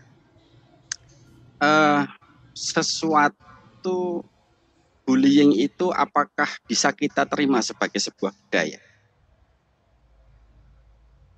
Nah ini yang perlu kita diskusikan mungkin. Kita perlu berpikir bahkan sampai kepada moral sosial kita. Apakah kita rela kalau bullying itu menjadi budaya kita? Kan tentunya tidak. Ya. Kalau kemudian tadi ada yang beranggapan bahwa ada hal-hal tertentu yang itu sudah menjadi budaya. Misalnya dari kajian sosiolinguis ya, Mas Ibda tadi ya. Itu bahasa lokal itu. Itu kajian sosiolinguistik itu kan berasal dari living ya, apa yang ada di masyarakat. Nah, yang menjadi pertanyaan adalah apakah yang dilakukan masyarakat itu betul? Nah, ini. Kalau bullying akan berbicara kepada situ. Apakah nilai moral dalam masyarakat itu betul? Kalau kemudian body shaming misalnya, oh yati pesek, nah, itu bullying apa tidak misalnya? Ya. Mungkin ada misalnya dipanggil dengan bentuk fisiknya, misalnya dia tangannya patah gitu ya, hadi buntung misalnya, atau kecel. Nah, yang berkaitan dengan body shaming itu yang kemudian menjadi biasa di masyarakat kita, itu kan sebenarnya dialami oleh orang-orang yang kemudian mereka sudah bisa keluar dari tekanan bullying. Tapi untuk yang tidak bisa keluar, itu menjadi masalah. Nah, apakah kita membenarkan budaya itu? Nah, ini. Kalau saya lebih berpendapat bahwa apapun bentuknya, apakah itu sudah menjadi kebiasaan di masyarakat, kalau moralnya itu tidak bagus, ya itu termasuk bullying. Nah, kita membangun konstruk sosial ini ya. Karena nggak bisa kalau kemudian nanti lama-lama misuh-misuh itu menjadi budaya kita. Sekarang kita sudah bisa melihat anak muda itu ketika mau bercerita, ya ini banyak kita temukan. Dia baru mau ngomong itu sudah misuh. Asu kok wingi aku, nah itu ya. Baru mau mulai ngomong itu sudah misuh gitu. Kalau kemudian ini dikaji secara bahasa karena itu living dan dianggap menjadi sesuatu yang normal-normal saja, wah ini bahaya buat manusia kita gitu. Nah, jadi moral sosialnya yang kita lihat. Ya. Bagaimana dampak panjang itu kita lihat di artikel sudah dijelaskan. Bagaimana yang bisa keluar nanti usia sekian kedewasaannya, dia bisa keluar pada masalah ini, usia sekian bisa keluar masalah ini, tapi juga ada yang tidak gitu ya. Saya banyak menemukan ini, kebetulan istri saya punya guru psikologi gitu ya. Kasus-kasus seperti teman kita tadi juga banyak, yang siswa-siswa yang korban bullying juga banyak. Dan faktor-faktor utama itu ada di, kalau selama ini yang saya observasi itu ya ada 3. Yang pertama adalah toxic family yang pertama. Ya. Jadi ini dari keluarga dulu, gitu. Di keluarganya itu sudah ada toxic. Kemudian yang kedua dia muncul di sekolah ini, toxic di sekolah, dan yang ketiga adalah toxic di society-nya, di masyarakatnya, lingkungannya. Ini 3 ini kalau dalam ranah pendidikan kan tidak bisa dipisah-pisah ya. Membangun masyarakat lingkungan itu penting, makanya dalam agama Islam itu ada perintah untuk dan kewajiban untuk orang Islam itu dakwah itu ya. Dakwah itu kan untuk mengajak semuanya supaya paling tidak lingkungannya menjadi baik dan anak-anak kita juga menjadi baik. Keluarga juga demikian gitu ya. Dan yang kita temukan di dalam masyarakat kita selama ini kan terhadap anak khususnya, ini kan kurang menghargai. Nah, misalnya saya baru ngobrol sama Pak Abduh, asik gitu, kemudian anak saya datang. Apa yang kita lakukan? Kan biasanya akan, cah cilik, jeneng kene, kamu ke sana gitu. Itu salah satu bentuk bullying kalau menurut saya. Karena dia dijauhkan dari pengalaman lingkungannya. Dia ingin belajar dari pengalaman lingkungannya, tetapi kemudian kita menjauhkan dia dari upaya itu. Nah, hal-hal detail-detail ya di dalam masyarakat kita yang kecil-kecil ini ya harus kita waspadai gitu. Jangan sampai apa yang kemudian orang anggap biasa karena dia sudah bisa keluar dari masalah, kemudian kita anggap itu sebagai sesuatu yang biasa untuk semuanya. Ya, karena konsep ini akan berkaitan dengan bagaimana kita mengatasi masalah. Ya, kira-kira itulah perspektif saya ya tentang bullying ini ya. Nanti kalau bagaimana mengatasi itu kompleks sekali, tergantung dari masalah yang dihadapi. Saya kira begitu, monggo yang lain bisa menambahkan. Luar biasa sekali, Nji. Semakin menarik. Lebih jelas lah, intinya lebih diperjelas lagi bahwa memang bullying itu kita pasti semua mengalami. Nji. Nah, seperti halnya Pak Wahdan ketika dulu masih kecil pun juga mengalami hal tersebut gitu. Dan efek dari bullying ini ada jangka pendek, menengah dan jangka panjang. Dan sebenarnya yang harus kayak rensra ya Mas ya. Yang dikaji ini dari Pak Wahdan tadi apa ya? Apakah bisa diterima bahwa bullying ini sebagai budaya? Tadi kalau saya menyimak dari apa yang dikatakan Pak Wahdan itu, apakah bisa diterima bahwa bullying ini sebagai budaya? Karena di masyarakat kita ini bahwa bullying itu memang sudah ada kayak terus menerus kayak gitu. Nah, sedangkan ini tidak bisa lah istilahnya dikatakan sebagai budaya karena masuk budaya bullying seperti itu. Mungkin teman-teman yang akan mau menambahkan, monggo bisa mendengar saya. Waktunya masih panjang. Mas. Halo. Mungkin. Terima kasih teman-teman. Monggo Pak Sugito. Terima kasih atas sharing pengalamannya ya. Jadi mohon maaf nanti tidak sampai jam 1 ini karena jam 1 ada ujian kelayakan ya. Sehingga saya harus ya makasih yang dulu lah gitu kan ya supaya tidak kelaparan. Nah biasanya agak lama sampai 2 jam. Oke, ya tanpa mengurangi kesempatan teman-teman untuk berkontribusi ya, karena kondisi yang tadi saya sampaikan, jadi mohon maaf saya untuk potong di sini dulu. PR yang tadi saya sampaikan untuk mencermati angelnya dari literatur review mohon nanti dilihat dan nanti minggu depan mungkin bisa disampaikan. Yang pertama dari artikel yang kita baca, dari informasi yang ada kan kita bisa menangkap bahwa memang agak mengalami kesulitan untuk bisa ada suatu kesepakatan tentang makna bullying. Di situ kan disampaikan oleh penulis bahwa memang ada perbedaan pemahaman tentang bullying itu.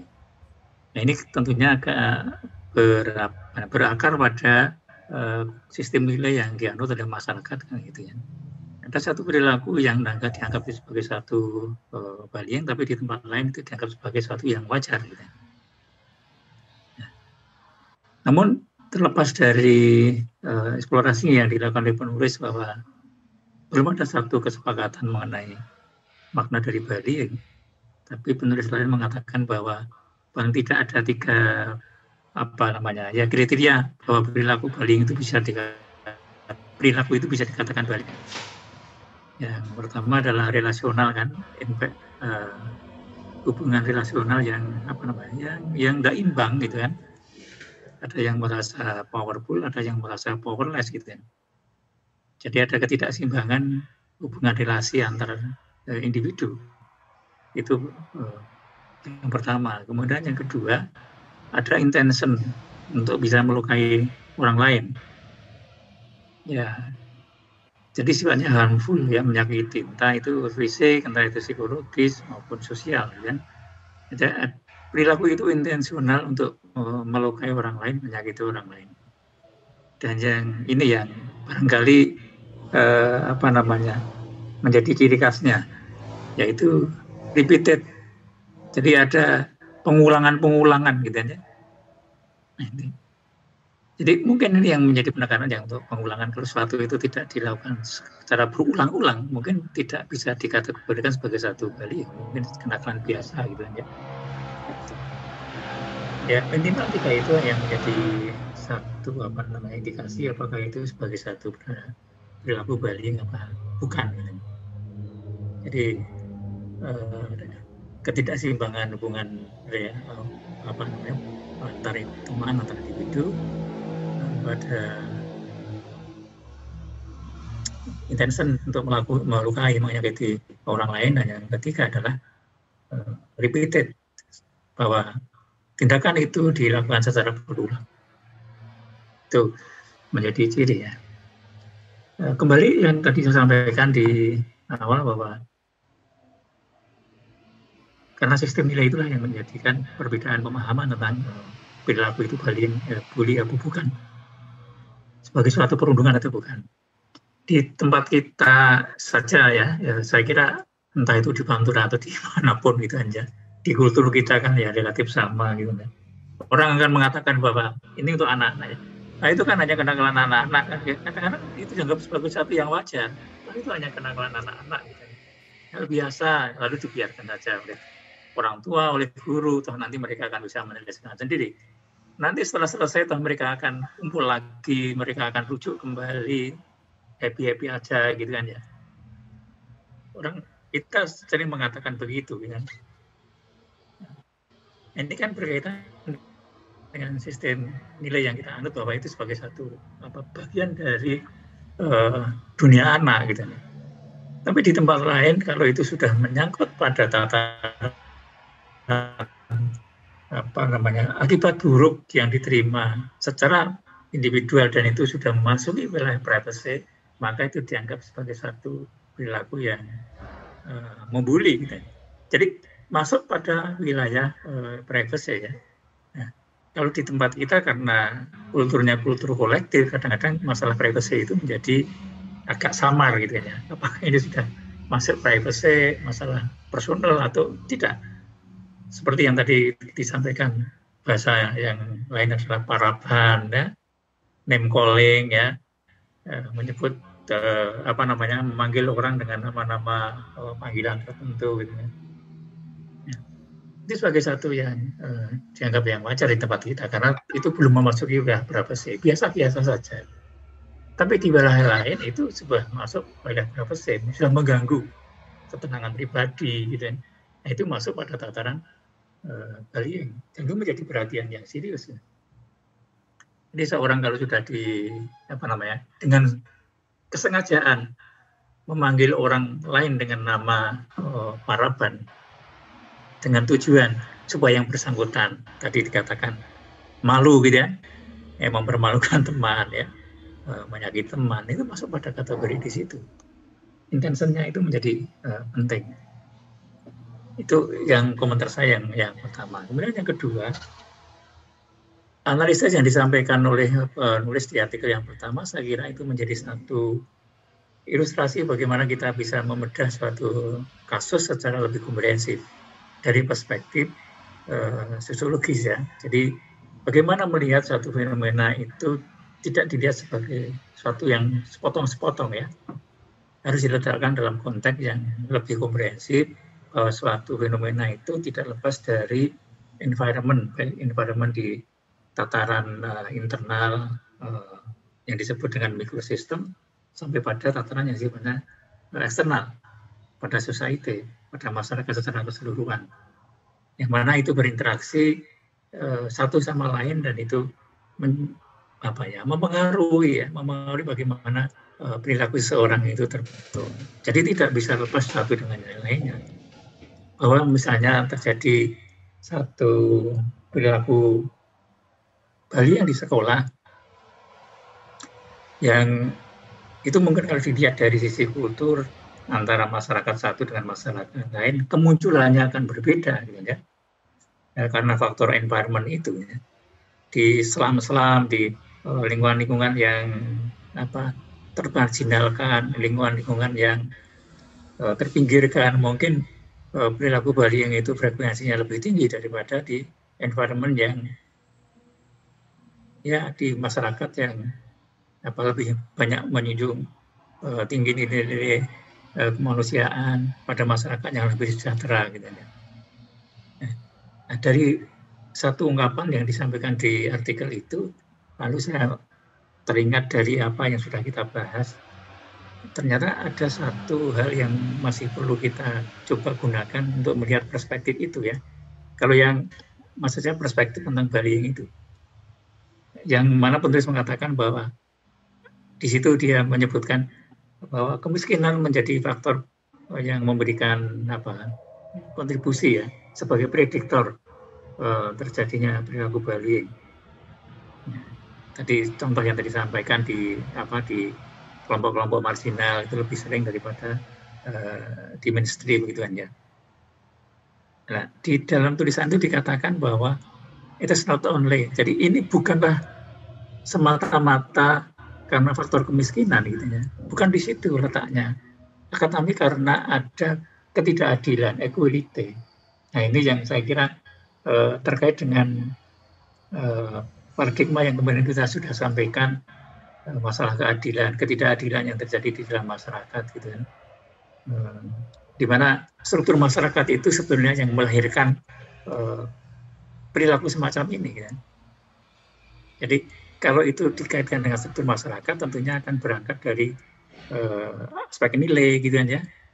Lalu terjemahannya pada berbagai bentuk perilaku yang ada di dalam masyarakat. Ada satu perilaku yang itu permisif ya, tapi di tempat lain itu tidak gitu ya. Nah, itu terkait dengan struktur yang ada di dalam masyarakat, terhadap kultur yang ada di dalam masyarakat gitu. Sehingga dikatakan di dalam artikel itu sebenarnya masalah struktur masyarakat, bukan masalah kemiskinan ya. Jadi sumbernya di situ. Jadi perilaku kekerasan, katakanlah begitu kan, atau bullying, itu sumbernya di situ. Bukan masalah sebatas pada aspek-aspek yang sifatnya psikologis gitu ya. Wah, anak tertekan di rumah gitu aja karena orang tua sering cekcok. Kalau dilacak mengapa orang tua cekcok itu bukan sebagai satu kehendak gitu kan. Tapi orang tua melakukan hal semacam itu di dalam rumah tangga terjadi semacam itu karena struktur masyarakat yang tidak equal, yang tidak memberikan satu kesamaan kesempatan pada anggota masyarakat yang lainnya. Sehingga itu akan menghimpit kelompok-kelompok yang kurang beruntung, menjadi dia punya masalah. Lalu munculnya sebagaimana tadi yang saya sampaikan. Itu kalau mau menggunakan perspektif itu di dalam pengkajian, saya kira juga itu akan menjadi semacam angel ya, untuk melihat apakah memang ini dari perspektif pedagogi kritis. Ini bisa dilihat ya, bagaimana perilaku bullying ini ya. Karena kajian-kajian yang ada di dalam artikel-artikel yang saya baca itu lebih sifatnya pada melihat pada dari perspektif fungsional gitu aja, sifatnya deskriptif, tapi untuk melihat pada perspektif yang lebih kritis, nampaknya masih perlu kembangkan lagi gitu ya. Itu yang saya tangkap sinyal satu sinyal yang disampaikan di artikel yang pertama kalau tidak salah gitu ya. Lalu yang untuk yang berikutnya yang diberikan sinyal juga di artikel kedua itu cyberbullying itu kan yang tadi sudah dieksplorasi oleh teman-teman. Saya kira ini juga potensi yang terjadi di dalam masyarakat dan mungkin itu justru akan semakin mengedepan ya, akan semakin mengemuka di dalam kehidupan kita untuk cyberbullying ini. Nah, monggo kalau yang tertarik di situ untuk bisa melihat lebih jauh seberapa cyberbullying itu terjadi. Dan kemarin ada teman kakak angkatan Anda yang mencoba untuk melihat bagaimana cyberbullying di di SD gitu kan ya. Ternyata itu juga terjadi. Artinya fenomena itu sudah mulai mengejala di anak-anak SD kita gitu ya. Itu saya kira tambahan saya. Mungkin ada komentar sedikit, monggo silakan kalau ada. Masih ada waktu sedikit. Mungkin minta saran aja Pak untuk. Aduh, mudah-mudahan bukan petunjuk lah ya.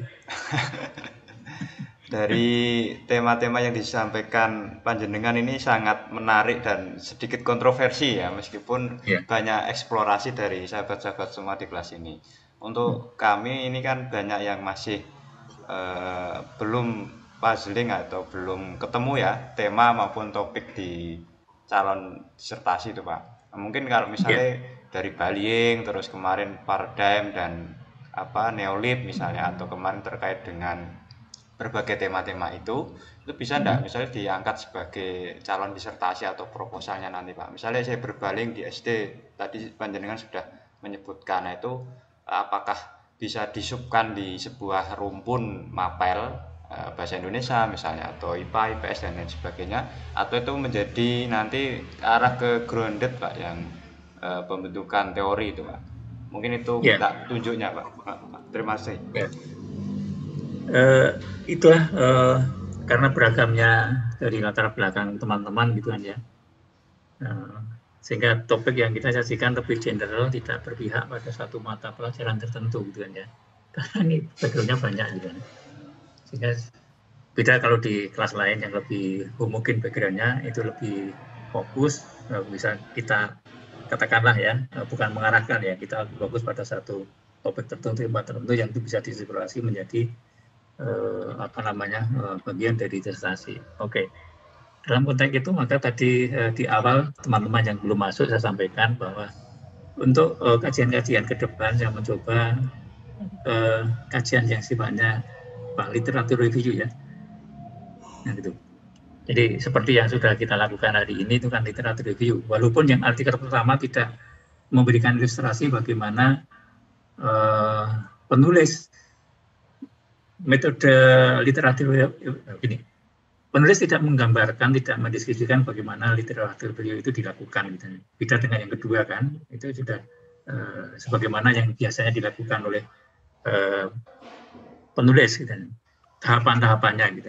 Tapi dua-duanya saya kira memberikan ilustrasi pada kita bagaimana kita bisa semacam memapping ya apa yang sudah berlangsung, penelitian-penelitian yang sudah ada. Lalu tadi saya sampaikan ada dua hal yang perlu dilakukan mulai hari ini sebetulnya rencananya, tapi karena waktu ya. Yang pertama adalah melihat bagaimana penulis itu atau peneliti membidik angel permasalahan dari penelitian-penelitian yang sudah ada. Jadi angel itu bukan sebagai satu problem sebagaimana penelitian-penelitian empirik yang lain, akan tapi apa yang masih kosong ya di dalam penelitian yang selama ini ada. Mana yang itu masih belum dieksplorasi atau belum dikaji. Nah, itu yang yang akan membantu kita untuk menelurkan atau untuk melahirkan kebaruan dari penelitian yang akan kita kaji kan. Jadi kebaruan itu akan didasarkan pada atau diletakkan dalam konteks penelitian-penelitian yang sudah ada. Itu kebaruannya di situ. Jadi bukan sesuatu yang kita ciptakan gitu kan, yang itu terlepas dari penelitian yang sudah ada. Sebab kadang-kadang kita mengatakan itu ini suatu yang baru, tapi ternyata di tempat lain oleh orang lain sudah dikaji lama gitu ya. Lalu kebaruannya menjadi tidak kelihatan. Maka dalam konteks disertasi, kebaruan itu akan kita bangun dari hasil-hasil penelitian yang ada. Lalu dari situ kalau kita sudah mengkaji penelitian yang sudah ada, akan ketemu gap-nya apa yang memang itu belum dikaji oleh peneliti terdahulu. Literatur review mengantarkan kita untuk itu, gitu loh. Maka tadi saya sampaikan untuk sambil berlatih kita pada saat kita membaca literatur review itu, tolong dicermati bagaimana penulis membidik angelnya itu. Ini loh yang belum dikaji, maka peneliti mencoba untuk meramu penelitian-penelitian yang sudah ada. Itu yang pertama. Kemudian yang kedua, tadi saya sampaikan di awal, dari situ, lalu di dalam rekomendasi itu kita sudah harus bergeser, bukan rekomendasi yang sifatnya ke aspek-aspek yang praktikal, gitu kan, ke praksis. Tapi rekomendasi untuk diri kita sendiri. Apa yang harus kita lakukan untuk penelitian berikutnya? Itu maksud saya, itu akan bisa mengantarkan kita semua untuk bisa terstimulasi bagaimana menentukan tema-tema disertasi yang akan dilakukan. Itu. Lalu yang terkait dengan kebutuhan masing-masing, apakah ini bisa nanti semacam blended atau mix dengan bidang studi yang Bapak Ibu lakukan? Saya kira itu sangat memungkinkan ya. Misalnya untuk yang bahasa, bagaimana penggunaan bahasa prokem ya, yang itu mengarah ke bullying, yang itu justru akan memberikan dampak psikologis yang luar biasa. Nah itu kan bisa diinspirasi di situ dari perspektif bahasanya gitu ya.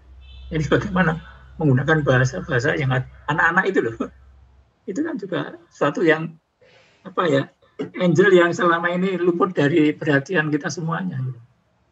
Itu satu contoh misalnya. Nah, maksud saya kemarin kita coba berangkat dari paradigma kritis itu, mencoba untuk melihat secara lebih kritis realitas yang ada, yang gitu. Karena nanti kalau kita tidak masuk pada tataran itu, ya semuanya akan dilihat dari perspektif paradigma instrumental, lalu nanti kita hanya mengamini sesuatu yang memang sudah ada. Gitu. Itu maksudnya di situ. Sehingga ya mudah-mudahan nanti Bapak Ibu dengan pola yang tadi saya sampaikan itu akan sedikit membantu bergeser dalam arti stimulasi yang kita bisa dapatkan dalam kajian-kajian yang ada. Gitu. Ini tuh Bapak dan Ibu relatif ke bidang studi semua ya. Rata-rata itu Pak. Artinya lebih IPS, IPA, matematik gitu ya. Iya Bapak. Ya Prof, ada konsentrasinya. Nah itu. Mudah-mudahan nanti apa yang kita coba ramu gitu kan, sedikit bisa memberikan kontribusi lah gitu kan. Maka kemarin saya sampaikan ke Bapak dan Ibu kan, kalau ada usulan-usulan tema, nanti saya coba bantu untuk fokus ke artikel yang memang terkait dengan itu. Gitu. Monggo masih terbuka untuk itu. Gitu. Prof boleh bertanya nggih Pak? Nggih, monggo. Ini sedikit. Ini saya sering baca dan sering melihat bahwa sekarang di sekolah dasar itu kan ada anak yang berkebutuhan khusus itu sudah boleh masuk pada sekolah yang sekolah biasa, bisa dicampur seperti itu. Nah, yang sering saya baca dalam beberapa artikel dan juga saya lihat di 1 atau 2 sekolah itu bahwa anak berkebutuhan khusus dan anak reguler itu sering belum bisa menyatu. Anak reguler itu sering menganggap bahwa anak berkebutuhan khusus itu lebih lemah daripada mereka. Kemudian dari segi kemampuan intelektual maupun kemampuan dalam bersosialisasi. Tentu saja anak ABK itu kan tergantung bagaimana spesifikasi dari ABK itu sendiri. Ada yang dari tunawicara atau sebagainya itu. Nah, bagaimana cara guru untuk menyelesaikan sebuah kasus tentang pembulian yang terjadi pada anak berkebutuhan khusus yang itu dilakukan oleh anak reguler. Tentu saja kasusnya adalah bagaimana anak reguler itu sering mungkin menendang atau bagaimana yang saya lihat dari beberapa kasus yang saya baca begitu. Bagaimana sih sebenarnya guru menangani ini? Karena pada sampai saat ini saya baca dari beberapa kasus juga masih ada terjadinya banyak bullying seperti yang kemarin itu, yang baru-baru ini anak SD di Jambi yang depresi akibat dibullying oleh temannya, kemudian pelajar SD penjual kerupuk juga, kemudian takut sekolah, kemudian ada juga masih beberapa yang lain di SD Boyolali juga masih banyak terjadi bullying dan kasus-kasus yang lain. Nah, tentu saja ini bisa menjadi pelajaran buat saya, Pak Gito, bagaimana jika nanti saya menemui hal seperti itu ketika saya menjadi seorang pendidik, baik itu di perguruan tinggi maupun di tingkat SD, ketika menemui hal tersebut, bagaimana menyetarakan antara anak yang reguler dengan anak ABK agar dapat saling menerima satu sama lain. Begitu, Pak. Terima kasih. Baik, terima kasih. Ini pertanyaan pada tataran praksis, tapi jawabnya agak sulit itu ya. Sulit kadang-kadang konsep-konsep itu di lapangan memang agak sulit. Maksud saya adalah ini tidak sebatas pada permasalahannya ya, bukan sebatas pada tataran relasional di lapangan, akan tapi ini sebenarnya menyangkut masalah sistem nilai yang ada di masyarakat kita gitu. Ya, jadi bagaimana pandangan masyarakat terhadap anak berkebutuhan khusus ini ya. Kalau saya mengatakan ini ABK itu bukan anak berkebutuhan khusus, anak berkemampuan khusus gitu ya. Jadi dia sebenarnya punya kemampuan tapi khusus ya, khususnya di mana gitu ya. Yang diusung pada pendidikan inklusi kan itu lebih ke arah demokratisasi pendidikan ya. Artinya bagaimana setiap warga negara berhak memperoleh satu kesempatan pendidikan yang sama kan di situ. Harapannya di situ. Yang diusung dari nilai-nilai inklusi kan di situ ya, pemberian hak yang sama ya. Nah, mohon maaf kalau saya contohkan di tempat lain yang di mana saya juga menjadi bagian dari inklusi itu di gini, ini kan sebenarnya ini Mas. Jadi nilai-nilai kolektivitas itu kadang-kadang sangat sulit untuk bisa menghargai privacy itu. Ini nilai kolektivitas. Jadi kita itu sangat dengan mudah untuk dalam tanda petik ya, memasuki wilayah orang lain. Itu sangat dengan mudah. Habis kuliah misalnya ini ya. Misalnya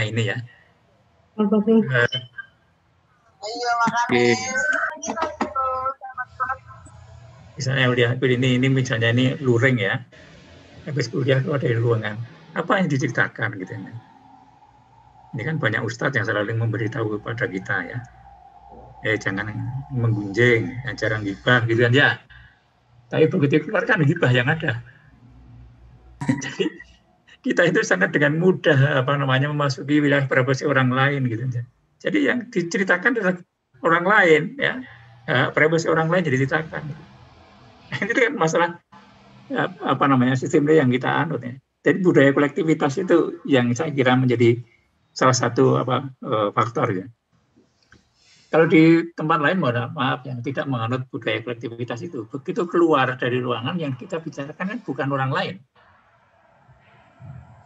ya, tapi realitas, ya, keadaan yang ada apa gitu ya. Tidak pernah membicarakan kejelekan orang lain, kekurangan orang lain. Sangat jarang gitu ya. Bahkan kalau kita ketemu pun tidak pernah akan bertanya tentang istrimu di mana, anakmu bagaimana, jarang sekali. Ya.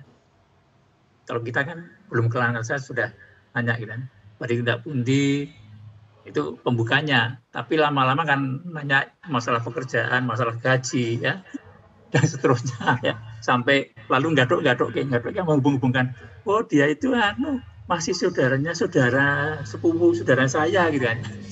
Gadok sampai sana. Ini kan memasuki wilayah personal. Nah itu kalau saya melihat itu sebenarnya pada tataran bagaimana kita merubah kultur itu gitu ya. Sehingga ya memang sulit itu kan. Sangat sulit karena itu sudah menjadi bagian dari kehidupan kita. Kalau saya melihat sumbernya di situ ya. bukan pada bahwa anak tidak mau menghargai, bukan di situ kan, pada sistem nilai yang ada di tempat kita yang selalu membeda-bedakan. Berdasarkan budaya, Pak. Budaya kolektivitas tadi yang di situ. Tapi ini sekarang pada tataran makronya loh ya. Tentunya pada tataran praksisnya kita bisa melihat pada aspek-aspek yang sifatnya instrumental gitu. Bagaimana memberikan satu kondisi pada kelas yang mencoba untuk merubah perspektif nilai ini bahwa semua teman, semua anak itu memiliki hak yang sama, saling caring dan seterusnya gitu ya. Nah, di masyarakat aja jangankan di kelas Mas sama kalau anak-anak yang kurang ada tanda petik ya ABK itu kan juga menjadi bagian bullying. Tidak hanya nyun sewu antar anak, orang dewasa pun langsung membuli ya. Ya, itu jelas terjadi. Gitu. Ya saya kira itu mohon maaf ya bisa diteruskan diskusinya gitu. Karena ini sudah jam 1:40 Pak gitu. Oke, makasih. Saya kira itu saya janji jam 12:30 ternyata melanggang juga ini kan. Turun gitu. Iya Pak. Asik suaranya. Iya Pak, maksudnya Pak. Turun Pak. Kalau nanti hari minggu pagi belum meluncur artikelnya untuk bisa diingatkan saya gitu. Minggu pagi itu Pak, inklusi bisa Pak yang tadi Pak. Gimana inklusi? Oke. Inklusi Pak. Iya Pak, inklusi Pak. Ya inklusi. Inklusi menarik. Inclusive education. Ya, saya coba untuk inklusi. Ya, selamat nyuwun sewu teman-teman untuk Terima kasih Pak Dito. Untuk jurnalnya mohon juga dilihat modelnya seperti ini, tulisannya seperti ini, mohon ya. Itu yang kedua dan pertama kan kalau sudah